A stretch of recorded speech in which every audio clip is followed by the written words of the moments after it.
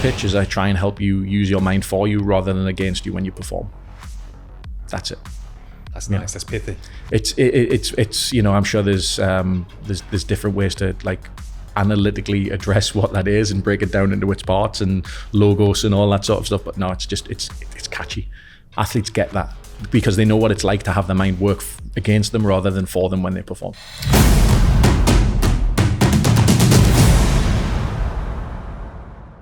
Welcome to a new edition of the City Voice podcast. This one's called The Mental Game because I'm joined by a very special guest, Dr. Greg Young, Director of Mental Performance, St. Louis City SC. Welcome to the show, Greg. How you doing? I'm doing great. Pleasure to be here. I have been very excited about getting you on this podcast. I feel like the industry that you're in, the discipline that you're so good at is a really exciting part of the game. So we've got a lot of fun questions to get into today. Could you introduce yourself and tell us a little bit about what you do for the club? Yeah, absolutely. So as you said, I'm Director of Mental Performance.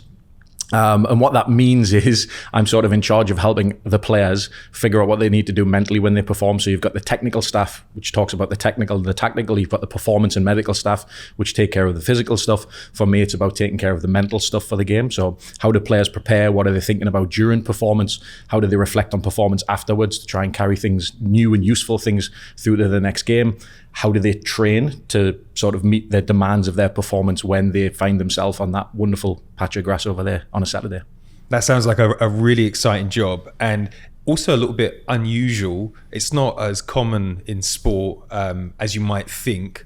So you're a bit of a trailblazer, I would say, in that sense. But I'd love to go back to how it all started, where it all started, because you're from the same country as me, but the accent is a little bit different. Can you tell us where you grew up? It is slightly different. So I'm from Newcastle upon Tyne, which is in the northeast of England.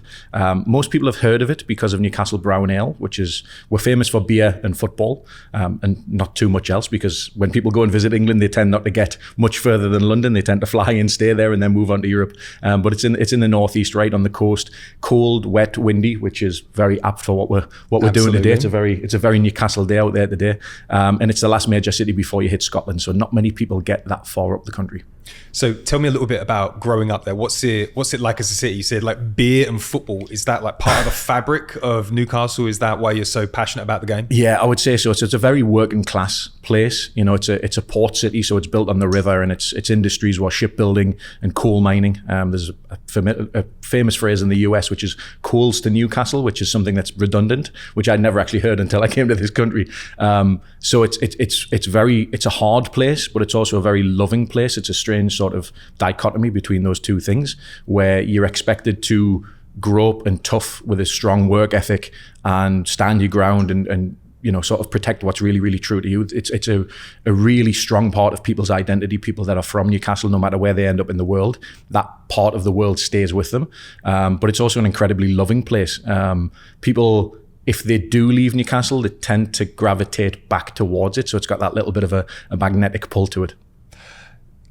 What about your relationship with football or soccer, we can call it for today? But like, how did that come about? Because when I ask American guests, there's usually a more exotic story, but in the UK, it's kind of a little bit more part of the DNA. But was that how it was for you? Yeah, I'm far from exotic. It's definitely more organic. The easiest thing to equate it to is probably religion. Newcastle's an interesting place in England in terms of football because it's a one club city.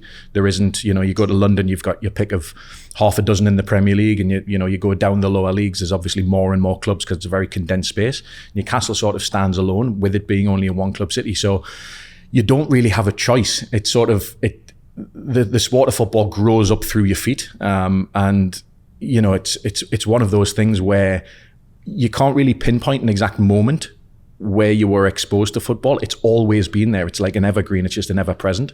It's always part of the conversation, no matter if you're a young kid in first school or you're talking to an 85, 90-year-old in a working man's club. The conversation always naturally gravitates back to football and usually back to Newcastle United.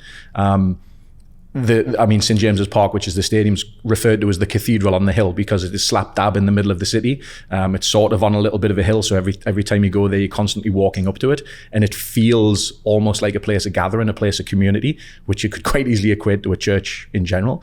And it really is a special place. A lot of people gravitate to there, and once it's in you, it's sort of in you. No one is a Newcastle fan and then vanishes off to a different club. No one has a second club that they kind of support. Or, I really enjoy watching X, Y, and Z in a different country. That's your club through thick and thin, and it's been mostly thin, but we're on the rise a little bit. The cathedral point is so interesting because when I first went to Newcastle, you're like, oh my God, it's like right in the heart. Like you can't miss it. Like you can understand the passion of the soccer because it's like literally you see it all the time. Incredible support base as well, like very famous fans across the Premier League for atmosphere, the Toon Army. Did you used to go to Newcastle games as a youngster? I did. Fortunately, my dad worked for a company called Carlsberg, the beer company, and he was a sort of a regional sales manager. And fortunately, he was in charge of 6 season tickets that he would give out to various clients, trying to court their business. But if people weren't able to go, then that was an opportunity for me and my brother and him to go and watch. So we had tickets probably halfway up the Leazes end, right behind the goal. So even now when I watch football, I love to watch it from behind the goal because that's the sort of the view that I grew up with and the one that I'm most familiar with. So we got the games sort of more often than not, which was, not everyone gets the opportunity to do that. And certainly people that are growing up in the city now have to kind of wait because of the demand now for season tickets to be able to get in and see a game. So I count myself very, very lucky to have been able to go and watch as many great games, unbelievable players, and just having the experience, just being in the ground, even if it was empty, it's just something really, really special. Do you see any similarities between the psychology of Newcastle and the psychology of St. Louis? Like the way that you explain, there seems to be some familiar threads. Well, I think there's a really rich history of football in both cities. And I think the MLS is interesting because you have new clubs that are kind of just plopped into major cities, right? And they tend to be major cities. And I think the ones that are really, really successful are the ones that are put into places where there is a community of people that are actually interested in the game. It's not just seen as kind of a commodity or a thing that you just drop into a community. It has to be received by the people that are there. Now, obviously, the club's only a few years old in terms of competing in the MLS. So it's probably still finding its footing within the community itself and, trying to do community outreach and trying to create new links. But the fact that it's where it is right now is actually testament to the St. Louis area and the way that people are just willing to welcome, let's face it, it's a business, right? An organization into that environment. That's unbelievable. And I don't think that you get that everywhere you go. If you were to just, drop a football club into another city, it might not be received that way. But you've got such a rich history here where the roots have already kind of been sown. I'll go back to Newcastle. Newcastle United, as the club's known, is actually 2 clubs. It's Newcastle West End and Newcastle East End. They're in, I think it was 1892. I'm going to get pelters for this off people for getting this wrong. But in 1892, they form Newcastle United, which is both sides of it. Now, that's born from the demand of having 2 clubs kind of come together. I think Manchester United was similar that way as well, where they have clubs come together. But that can't happen unless the demand is there for that to happen. So, when you talk about supporting St. Louis City, you're supporting, yes, this current club, but you're also supporting the history in the years before that and the people that have, used the word trailblazer earlier, the people that have laid that path for this club to now walk on. If you're sort of starting from ground zero, that's really, really difficult to do. But if you can tap in to that sort of shared consciousness, that mental model that's existed for decades, I think that's a really, really powerful tool. Did you play? I did. How serious were you about like the game as a player? Because sometimes people transition from the game into the sort of role that you have. Like, was that your journey? Did you want to be an athlete? Yes, everyone who grows up in Newcastle, every boy that grows up in Newcastle wants to be a football player. And because of the way that the women's team's going right now, we're starting to get every girl wanting to come in and be a football player as well, which is a wonderful thing to see. I was no different. All of my friends, that's what they wanted to be as well. They want to grow up. They want to be footballers. Specifically, you want to be a footballer for Newcastle United. You want to be number 9 for Newcastle United. So I was no different. My dad played the game. My brother played the game. Very, very good. Both centre forwards. I actually turned into a centre half, which I probably credit my brother playing in the back garden because he was a very good centre forward. I had to get the ball off him somehow. So sort of figured that out. So I actually I was a bit of a late developer physically. I'm standing here 6'3", 6'3" now, so it's kind of hard to believe. But I was a bit of a late developer physically. And when I was coming through the youth systems, I played with a lot of players that went on to what we used to call schools of excellence, which are academies now with various clubs. And I never really did that. I was with Middlesbrough School of Excellence when I was really, really young. That was for a very short period of time. And what that allowed me to do in youth football was just kind of develop and just do my own thing. There was no additional pressure of trying to make it as such. And when I sort of turned 17, 18, then US colleges were interested in bringing me across as a player. So I ended up coming over and doing 4 years at Berry College in Georgia, which was phenomenal for me, for my growth and for my development. It was a place where I got to do the academic side of things because it was a very, very good school, but also play at a really, really high level as a player. It was an All-American my senior year, played for great British universities in 2 World University Games, which is second only in size to the Olympic Games.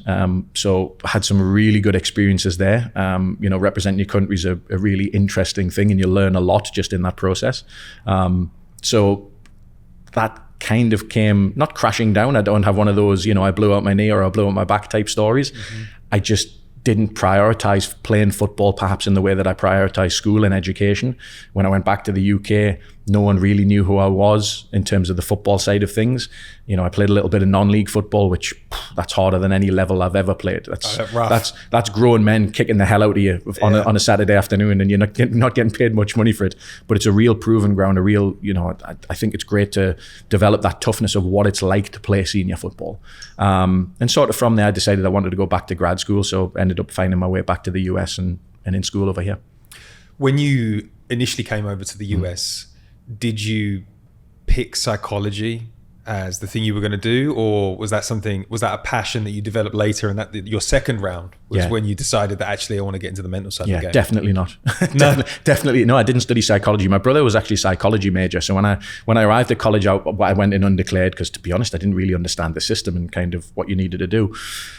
And I was thinking, okay, well, if I go the psychology route, which I'm interested in, what do I get out of that? Like, what was the result of an undergraduate psychology degree? And the harsh truth is there's not a lot you can do with an undergrad psych degree apart from go to grad school to do extra stuff. So I actually trained as a physical education teacher. So I was a PE teacher, came out of college with my PE teaching license, had a phenomenal experience. And the beauty of a PE degree is you kind of dabble in a lot of different worlds. So you dabble in exercise science, you dabble in biomechanics, you dabble in things like sport history, skill acquisition, motor learning, sports psychology as well. So you get this kind of really rounded perspective about what at the heart is, how do you teach sport performance? Mm-hmm. And that really put me in a strong footing to then decide to want to go on to study what I ended up doing, which was sports psychology. So the way that came about was during my PE degree, I had a professor, Bobby Epling was his name, who was actually a sport historian that was teaching the sports psychology class. And I'd actually taken some sports psychology as part of my A-levels in England. And not putting too fine a point on him, knew more than he did during that class. He was a sport historian. He was just kind of filling this in. I thought, man, this could be a viable path. It's really interesting. I kind of know it. I feel like I'm pretty good at it. And he was the first person that said, have you ever thought about graduate school? Have you ever thought about grad studies? And up until that point, it hadn't even crossed my mind. Actually, university in the first place hadn't crossed my mind. I was probably going to join the police force. I was playing cricket for them at the time and thought, I'll retire by 45, and that sounds pretty good. And for the record, policing in England is very different to policing in the United States. So went back to England and was working in a high school in the PE department for a year. Got into a groove that I didn't particularly like, and thought, okay, well, I want to go back to school. What do I want to study? Sports psychology seems like something that I'm interested in, something that I'm good in, something that I can see myself doing long term. And I think if you know what your passion is and you have a good idea of where you want to be in X amount of years, it becomes much easier to follow that path. If you're just kind of blindly wandering along it, you're always going to end up somewhere, but is that somewhere the place that you want to be? Did you know that there would be the sort of jobs that you wanted available at the end of the course? Or did you kind of say, I feel like this is an opportunity that clubs are starting to tap? Like, were there any clubs doing something where you were like, this is going to explode because I'm seeing what's happening with rugby teams, or I'm seeing what's happening in NFL. What was the inspiration to like take that path? Yeah, there wasn't really any clubs that were doing anything. Certainly not football clubs. You know, the other sports, baseball has always been sort of ahead of the curve when it comes to mental performance, and they've got mental performance coaches pretty much at every level. From all, I can never remember which one's higher, AAA or single A, but they've got them all the way through the minor league system, even in things like the Dominican League and the Florida League. They have support for mental performance right the way up to the bigs. So they're probably the sport that is really pushing and maximizing those things. To be honest, when I was going through school, it was the American military that was I think it was the single biggest employer of mental performance professionals in the world. And they were sort of obviously dotted all over the place, so different military bases around. I thought, man, that's really interesting. I could see myself kind of going down that route. It's always something that's interested me. But unfortunately, being English, I wasn't able to do it because of security clearances and all that kind of thing. So it was, what do I do here? There wasn't a really clear path to working in sports, particularly in professional sports, because the positions just didn't exist. So I was thinking, do I kind of go down the coaching route and exploit it in a slightly different way, where you're helping athletes, but you're not specifically helping them with their mental game. But everything that you do in sports is pretty mental anyway. So, coaching was one path. Obviously, going back into teaching was something that I'd thought about. And obviously, university teaching is where I ended up, because that was a population and a sort of a place and a style of teaching that I really, really enjoyed doing. So that sort of seemed like the natural progression. But in terms of sports, the path wasn't really that clear. There's a few people that were doing it, but it tended to be people that had been in the field for a really long period of time, that had been established, that had kind of worked their way through. And there was only a handful of positions. So I was under no misapprehension that coming out of a grad program, you're just going to immediately dive into one of those things. That's just not the way it happens. Do you think part of the adventure that you went on, and not knowing where the journey was going to take you, was the appeal after being in something like teaching, which can be quite formulaic? Like, do you think you actively pursued something where you didn't know what the outcome was going to be, or did you just want to do something that you truly loved? Yeah, I think it's the second part. I think it's things that I enjoyed doing. I've never really looked for jobs. Jobs have always kind of come and found me. I'm a big believer in just doing good work where you are. And I think that good work gets noticed, or at least I like to hope good work gets noticed. And I think that's actually stood me in good stead. I'd love to say I'm big on goal setting and I've got this plan and I know exactly what I'm going to do. I really don't. And that's probably not great advice coming from someone who's in the mental space. But I just kind of work towards, you mentioned the process. That's kind of what I do. I commit to doing that every day. And I suppose my one overarching goal, no matter where it is I've been, when I inevitably leave that place, because we always leave places, I want to leave that place better than when I found it. And that's sort of I guess it's the overarching philosophy, if you will, of everywhere that I've ever worked. I've always tried to leave the place better than I found it. And I think so far I've been successful. Other people might tell you I haven't been, but I feel like personally that's been a big success metric for me. Well, you mentioned the good work will get noticed. Could you tell me a piece of work that you were really proud of that got noticed? Maybe the piece of work that got you your first foot in the door, that sort of set you on the journey to here. Yeah, man. Ooh, that is a big question. I think there's two ways to look at it. I think you can look at it as an individual, maybe it's a project, maybe a specific thing that you did, kind of an acute moment. And I would say that there's probably been those along the way where I've done really good work. I don't know if I've ever been in charge of these massive projects, but I've contributed to those things. But I think probably where my strength's been has been the sort of that chronic achievement, sort of building that body of work over a longer period of time. And it might be, sort of sub-maximal things where it's not you are the be all and end all, you're taking charge responsibility of this project, you're taking it from A to B, but how are you able to contribute? How are you able to kind of bring other people on board and hopefully improve people in the process along the way? I was very proud of the work that we did. So I came to St. Louis City from IMG Academy down in Bradenton, Florida, and I'd been there for about 5 years, but in the sort of latter part of my tenure, I'd been working on an online product where we'd been sort of taking what we did really well at the academy, sort of within the four walls, as you were, and trying to take that out and basically take it worldwide and give youth athletes around the world the opportunity to experience mental performance training, or mental conditioning training as it was known at the time, and be exposed to that. And we did that we were building an app out, and I was doing, pieces to camera and writing content and serving as a subject matter expert, which was which was great. It was forcing me to do something that I'd never really done before. We were doing sort of group classes online with kids logging in from all over the world, all at different times. Kids logging in from like Dubai at 2:00 in the morning, with a kid from Arkansas and a one from Brazil and a one from Holland. Yeah. Getting people around the same sort of metaphorical table, as it were, to discuss mental performance and what they can do to try and improve their sort of development as athletes. And I was really, really, really proud of that. That was actually a very hard thing to step away from, to come to St. Louis. So I'd say that's probably the one project that I really, really feel like I left that in a good spot. Is working at like the IMG Academy fun because it's almost like a lab? The kids, I guess kids are looking for any edge to get ahead. Is it a willing audience when you've got young people that are trying to, get their first step in the game? I think it's like any audience, to be honest. I like to see the audience as sort of thirds. You've got the third at the top that you don't have to do any selling to. They're all in. They want every single thing that you've got. They want to improve. They want to get as good as they possibly can. They want every single tool at their disposal. They're utilizing everything. They're applying it. They're practicing it. They're refining it. They're evolving it. You've got the other people at the opposite end, which couldn't care less what you've got to say. You could be giving them the absolute keys to the kingdom. They're just not interested, and that's fine. And then you've got that middle third, which is the one that could kind of go either way, right? You can persuade people to come with you and meet that, develop and take these skills and tools on board to try and develop, or you could lose them very, very quickly.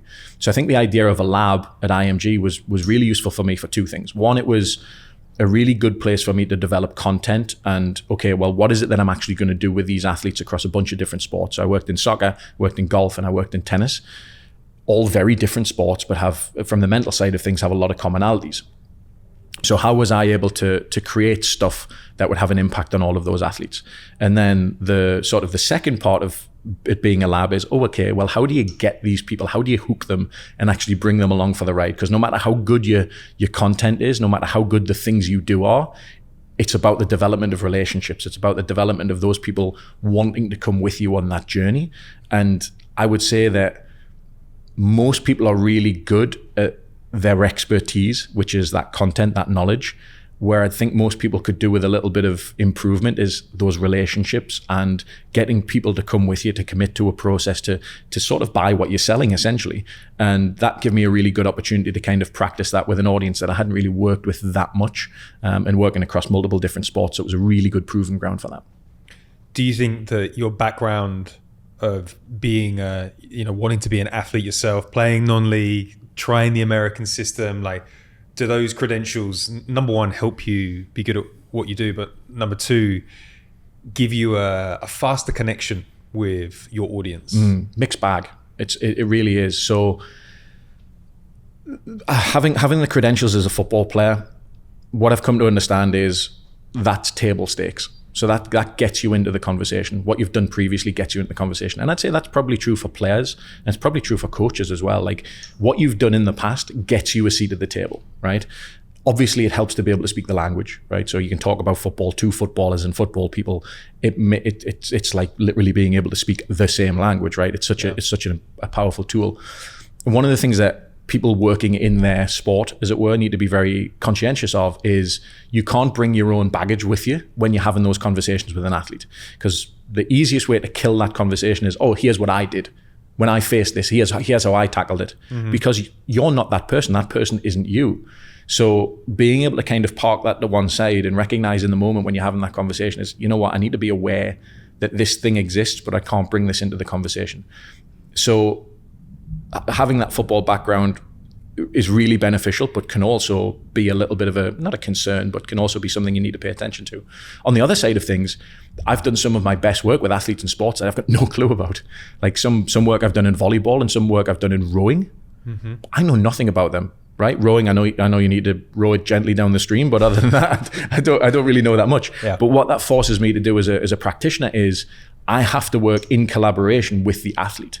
So you're the expert. I'm just here asking questions, trying to learn and trying to develop or trying to show some curiosity to get an understanding of what is it like for you to participate in that sport?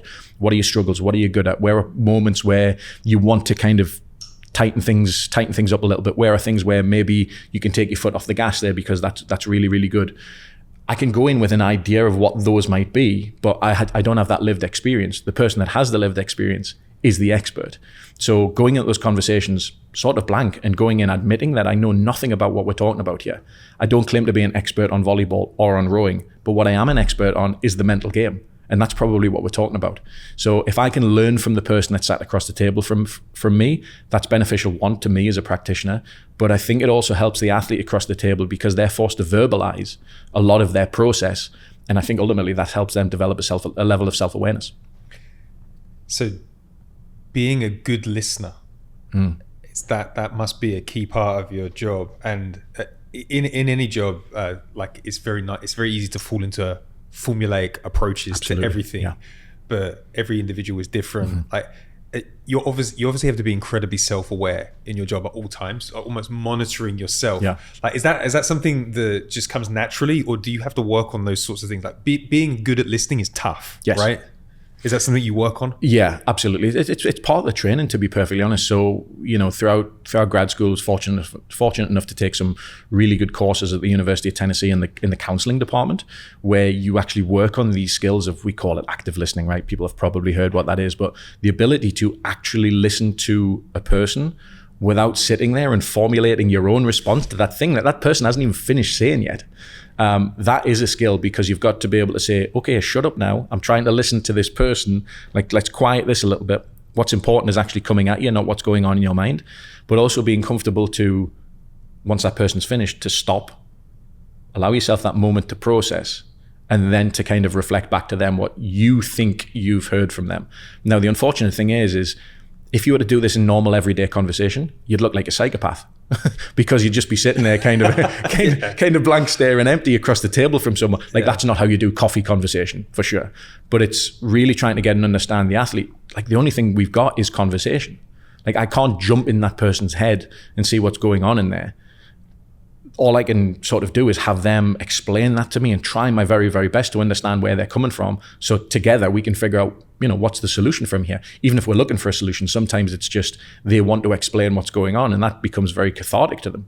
I've had a number of sessions with athletes across a bunch of sports where I've said very little for an hour and gone, yeah, that sounds good.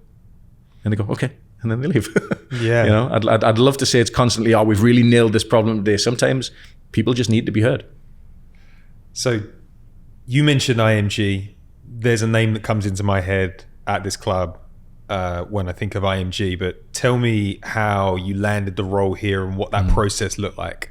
Yeah, like I said, about doing good work and good work getting noticed. So I think the club were going through the process of trying to identify, I think really what they wanted this role to be, they wanted to be a clinical mental health role, which is, I'm not clinically trained.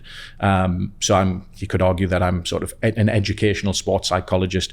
We can't actually use the term psychologist because it's a legally protected term. Hence my title is Director of Mental Performance, which I will say to someone. And then when they go, what does that mean? I go, because I want my own sanity, is I'm kind of a sports psychologist. And they go, okay, they understand that. It registers with them. So the club were figuring out what do we want this to look like?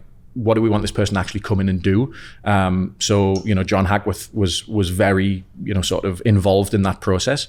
And because Hack had been down at IMG with the US national team, youth teams, he'd been exposed to what they do down there in that process with a couple of great professionals down there. So we were connected through someone that had worked with Hack at IMG, who's no longer there, that I'd worked with, who was someone that was essentially one of my bosses when I arrived at IMG.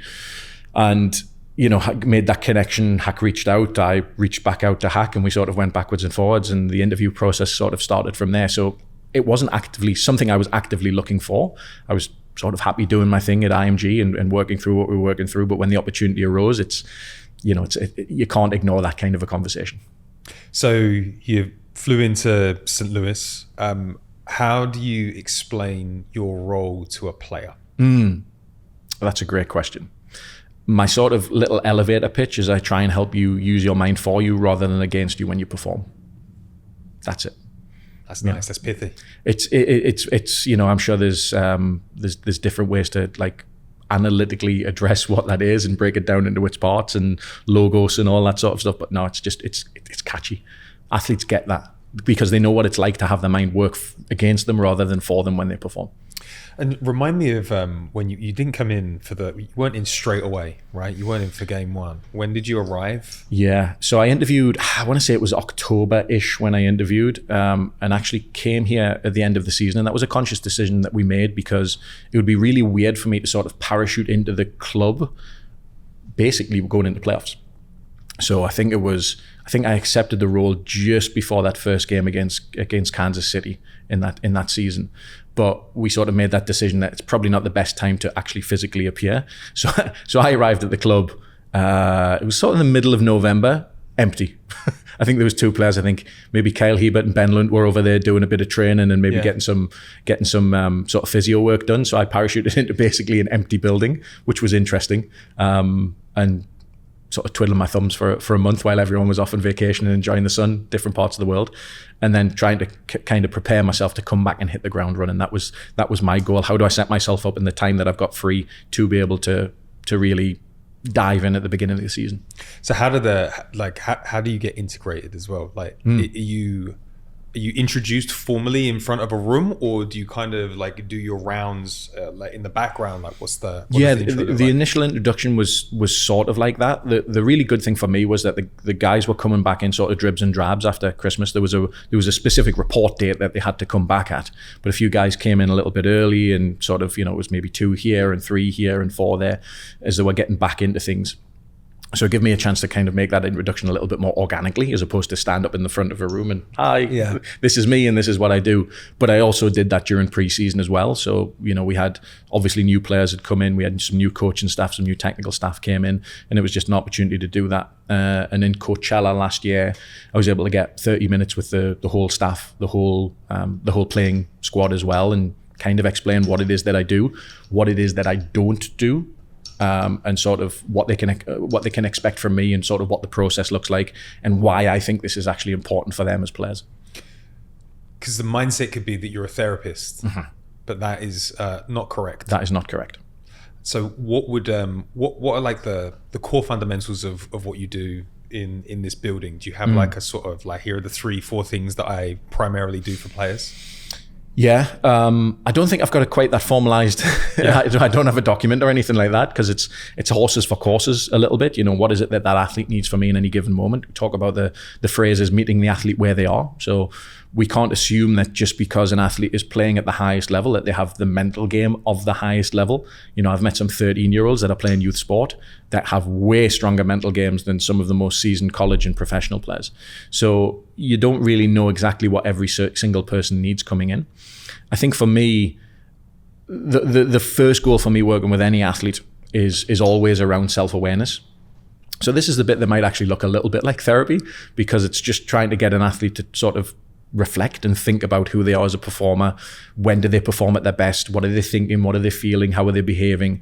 And we go from there. We figure out, okay, well, maybe what's the lowest hanging fruit, or what's the biggest return on investment, so we can get that short-term buy-in. I always wanted it to be a long-term process, but if you can get an athlete to get something to stick in the short term and they see the benefit of it, they go, okay, this has some value. I'm going to continue on down this sort of longer road, longer path, which is really where the deep work gets in. So if I can get superficial is a bad word, but if I can get a superficial win early on, it helps in the long-term process of things.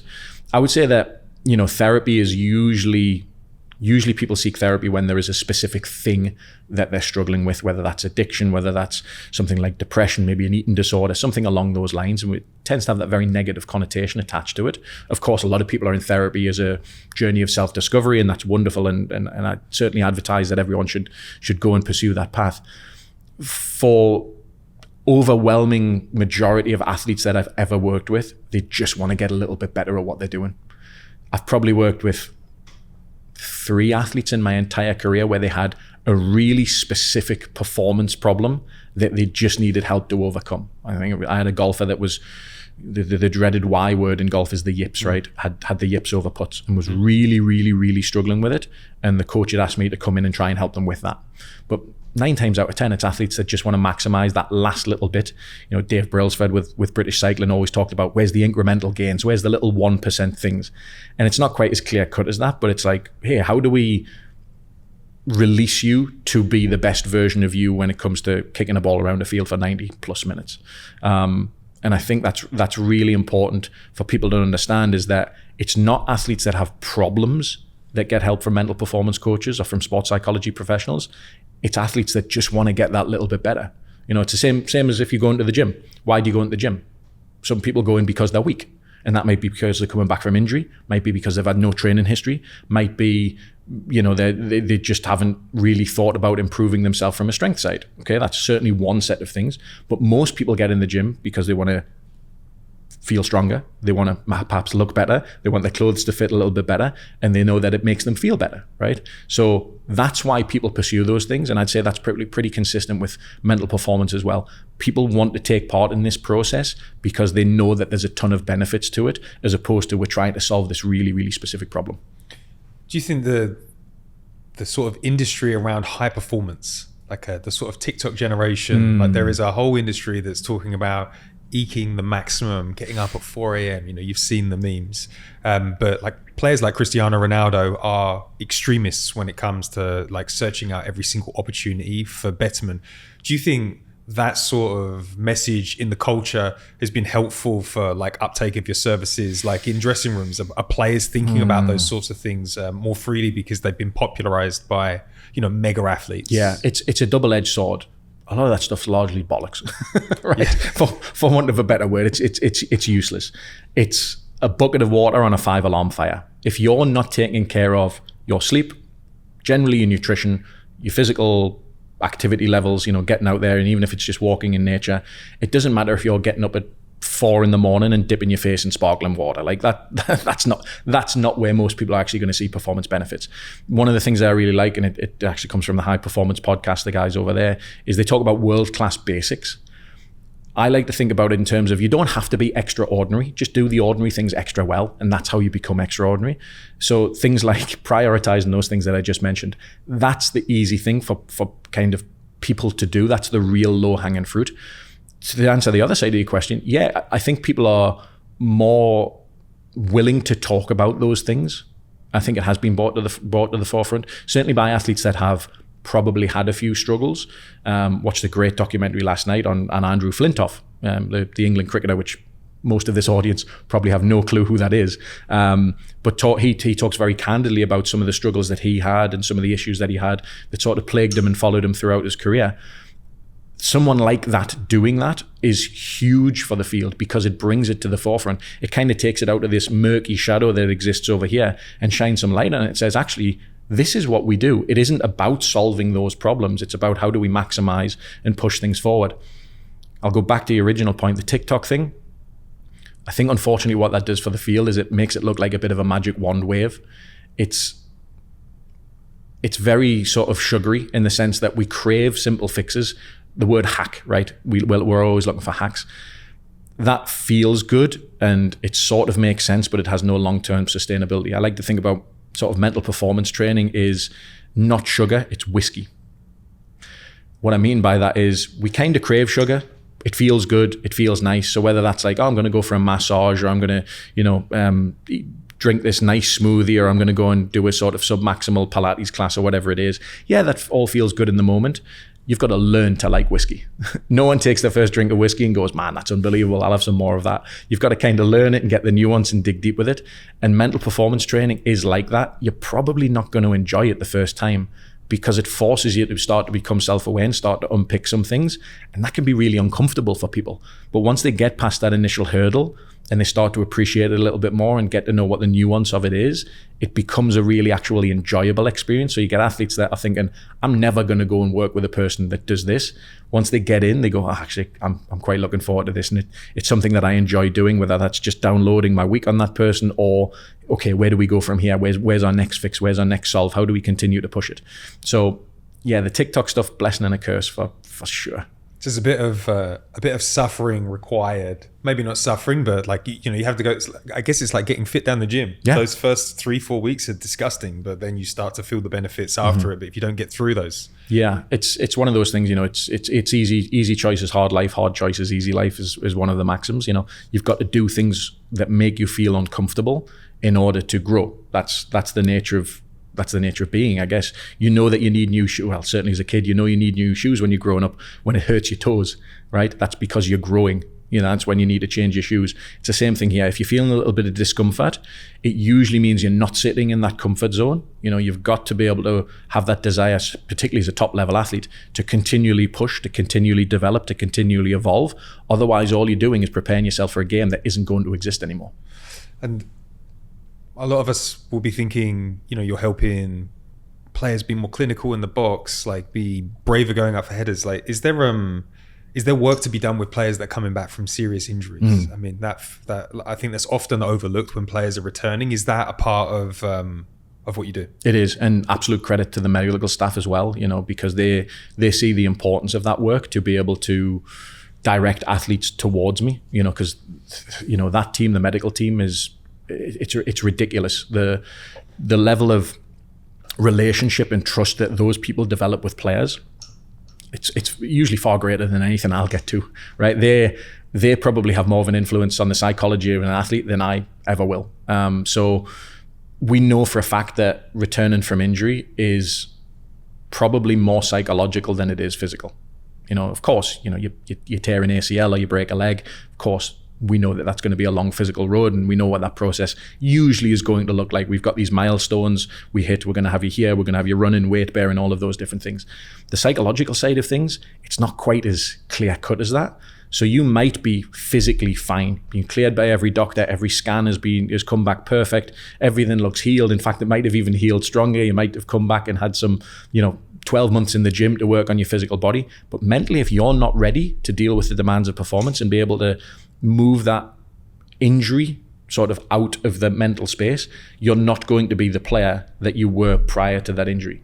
So working with an athlete to try and help them, I think, articulate what it is that they're feeling going through that process, because for a lot of athletes, that they don't know what it is that they're actually experiencing. So to be able to put a label on it and say, well, this is frustration, or this is fear, or this is sadness, that can be a really, really liberating experience for that athlete.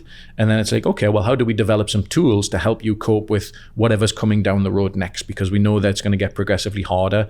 Fitness is going to have to come back. You're going to have to hit this. And at the end of the day, do you have the confidence to be able to step foot into a rondo, to be able to step foot into a small-sided game, to be able to make a challenge with another player? And if that is still there, they're kind of playing with the handbrake on, the emergency brake on a little bit, and that doesn't free an athlete up to perform at their best.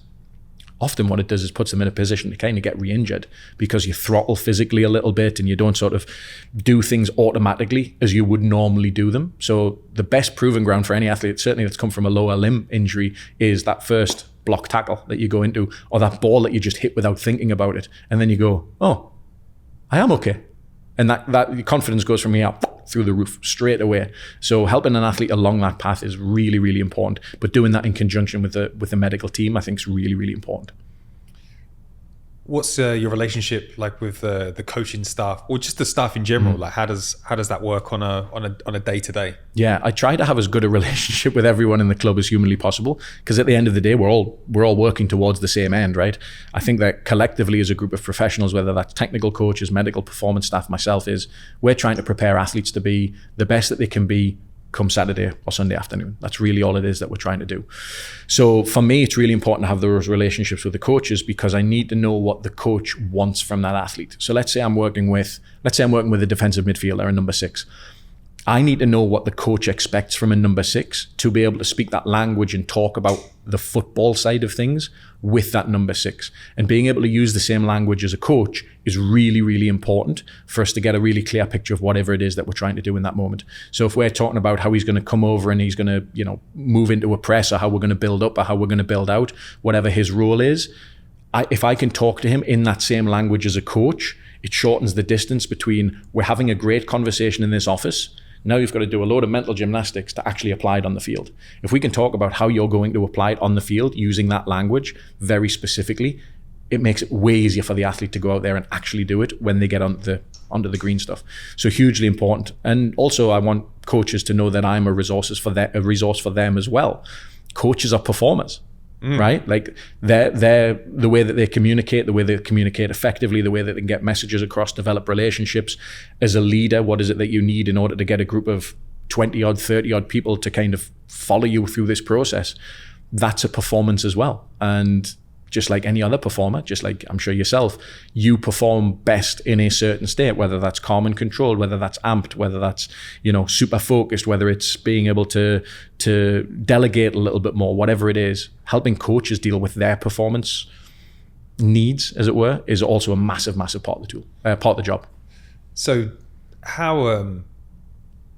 do you measure the success of what you do on a day-to-day basis? You don't have a massive university team around you, performing clinical studies, but there must be a feeling or like a way that you communicate progress with players, with coaches. Like how does that work? Yeah, you go over that building there, and it's full of machines that pump out numbers and get very, very objective measures. Maybe it's because of the field that I'm in, one of the quotes I really love is a guy, William Bruce Cameron. He talked about not everything that matters can be measured, and not everything that measures matters. And I think that's really, really important. We're talking largely about the subjective experience of people, right? We can't get a number, as it were. But for me, when I see progress I'm looking, does an athlete think, feel, and act in different ways? Do they look like they're enjoying it? And how do they talk about their performance? Do they talk about it in a way that I'm really excited to do this thing? Or do they talk about it I'm kind of in a fearful way of doing this thing? So it's really subtle and quite nuanced, because you need to know how an athlete did talk about those things. In order to kind of see the change, you need to know what point A was before point B. But also, how are the people around them talking about that athlete as well? So I'll go back to one of my athletes at IMG, a golfer. I had a phone call from his mother who said he looks totally different when he's playing now. So he'd been dealing with a little bit of, we'll just say, stress on the golf course and didn't even look like he was enjoying it. We worked together for X amount of time, and she from afar was noticing how his behavior was changing when he was navigating the golf course. That's a huge win for me.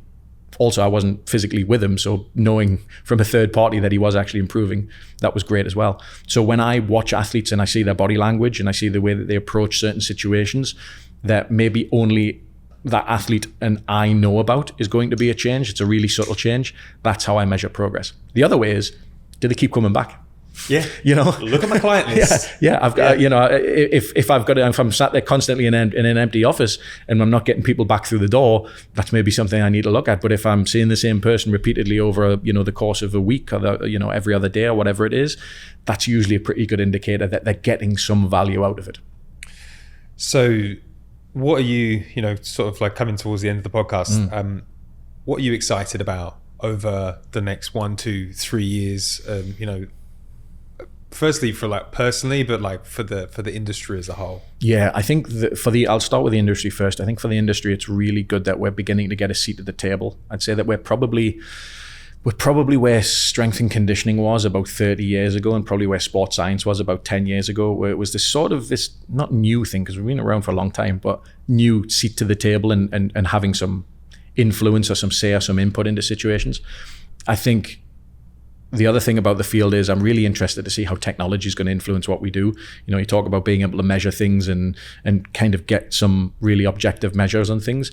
Neuroscience and biophysiology and all that sort of stuff, like that's going to take this field far, far beyond where it currently sits, which is really exciting and terrifying all at the same time. Yeah. I think personally, continuing on this journey of trying to make this place, being the sort of the whole club, a better place than it was yesterday. That's something that I really, really strive for, whether that's just casual relationships with people around the club and casual collisions and just feeling like you're positively contributing to the larger community that we have here, but also watching the growth and the development of players. So it's, if we have a player here, can we maximize that player? If we have a player here and we know that player's going to leave at some point, let's say it's a younger player and we know this isn't their end point, can you prepare that athlete really well so that they're ready to take the next step? Prepare them well enough so they can leave, but treat them well enough where they don't want to leave. I think that's a really, really important philosophy for people to follow. So that's what I'm really excited about, is not really knowing what the next X amount of years look like, but just being excited to commit and double down in the process. That's very cool. We have a little tradition at the end of the show. It's a message to the fans. I'd love to hear if you've got something that you'd like to share. I do. And I think for the fans, I think having an understanding of the impact that they have, there is research in behavioral economics that playing at home, I think it's close to being worth a goal It's statistically over the course of a season. So the impact that fans have is huge, and the support that the guys get on a Saturday or a Sunday it's just unbelievable. It's pretty overwhelming when you see it. So first of all, keep that going, because that's a pleasure to just be a part of. But we started off the conversation about Newcastle, and I thought we'd maybe come full circle with it. And what I'm going to do is hopefully read a quote from Sir Bobby Robson, the late Sir Bobby Robson, who was an England manager but also Newcastle manager as well. And if you look at his coaching tree, everyone's on it. It's unbelievable, the coaching tree. So that's the listeners' homework. They've got to go and look at the coaching tree of Sir Bobby Robson. But it was him talking about Newcastle United, the club and the environment. So if I can read that. Yes. Perfect. What is a club in any case? Not the buildings or the directors or the people who are paid to represent it. It's not the television contracts, get-out clauses, marketing departments or executive boxes. It's the noise, the passion, the feeling of belonging, the pride in your city. It's a small boy clambering up stadium steps for the very first time, gripping his father's hands, gawping at the hallowed stretch of turf beneath him, and without being able to do a thing about it, falling in love. What a beautiful way to end the podcast. I'm getting a bit teared up here. Yeah. What a legendary coach he was. Listen, Dr. Greg Young, that was absolutely fantastic. I think I prepared a lot of questions, and I kind of knew that we wouldn't be able to get through all of them, which means that you'll have to come back again so we can get to a part 2. Delighted to. If you enjoyed that podcast and you're listening to it on Apple or Spotify, give us a 5-star review, leave a nice comment, and make sure Greg comes back. And on that note, thank you for a really illuminating podcast. I'm sure the fans will absolutely love that. And we'll say ciao for now. Ciao for now, everybody.